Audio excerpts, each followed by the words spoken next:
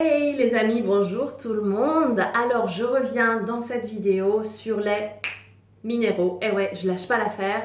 Je parle super souvent des minéraux, tu le sais, parce que je trouve que c'est un sujet de la plus haute importance et que beaucoup de gens sont carencés en minéraux et ne réalisent pas tout ce que font les minéraux dans notre corps. Donc, je reviens sur ce sujet et plus particulièrement aujourd'hui sur l'iode. Je fais une parenthèse, un préambule, iode, iode, O-D-O-I, ok? L'iode, ça vient d'un mot grec qui fait référence à la couleur violette. Le violet, on retient ça.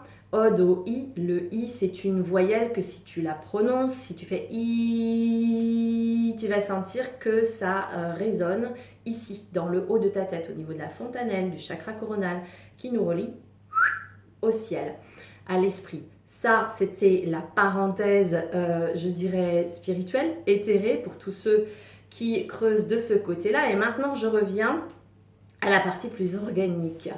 L'iode, c'est super important, évidemment, comme tous les minéraux. C'est aujourd'hui un sujet de réflexion pour moi parce que l'OMS nous dit que 44% des Européens sont carencés en iode. C'est quasiment 1 sur 2, c'est énorme. C'est-à-dire que tu as une chance sur 2, toi qui regardes la vidéo, d'être carencé en iode. Ok. Le corps ne synthétise pas l'iode, ça veut dire qu'il faut aller la chercher dans l'alimentation.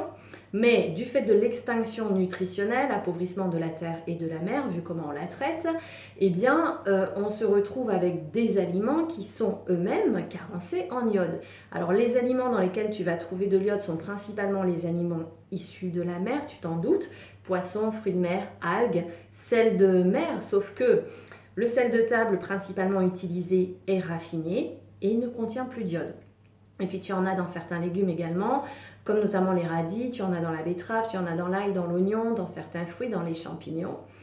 Voilà, si tant est que ces aliments ne soient pas eux-mêmes appauvris. Donc, moi je pars sur le principe de la supplémentation, ça j'ai fait une vidéo sur ce sujet. Et sache que l'iode est très importante notamment parce qu'elle est utilisée par la thyroïde, la glande thyroïdienne, qui est une glande qui fabrique les hormones thyroïdiennes.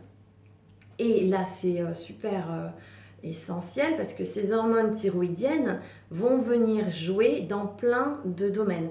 Dans la régulation du métabolisme, donc prise de poids, perte de poids, quand on n'arrive pas à perdre du poids ou quand on prend du poids rapidement, à voir s'il y a quelque chose par rapport à la glande thyroïde, mais aussi énergie débordante ou perte d'énergie, à voir s'il n'y a pas un problème au niveau de la glande thyroïde, fatigue extrême. Donc le métabolisme de base. La glande thyroïde va jouer également sur tout ce qui est pression artérielle, sur le rythme cardiaque, sur le désir sexuel, sur la qualité de la peau, des ongles, des cheveux. Donc elle intervient, la thyroïde et les glandes thyroïdiennes, dans beaucoup de domaines dans notre corps humain. D'où l'importance de vérifier que nous ne soyons pas en carence en iode, surtout si tu es une femme enceinte, parce que l'iode est utilisé pour la constitution du cerveau. Avant, on parlait de crétinisme. D'ailleurs, il y a un documentaire sur Arte qui s'appelle « Demain tous crétins » et qui parle de ce problème, notamment de carence en iode. Et pour les femmes enceintes, c'est important de se supplémenter en iode pour s'assurer qu'elle a suffisamment d'iode pour la constitution du cerveau du petit, du bébé, du fœtus.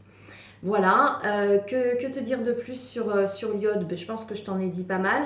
Si tu veux qu'on creuse la question ensemble et de manière plus personnalisée, tu me contactes et je te souhaite une journée à vivre sans modération.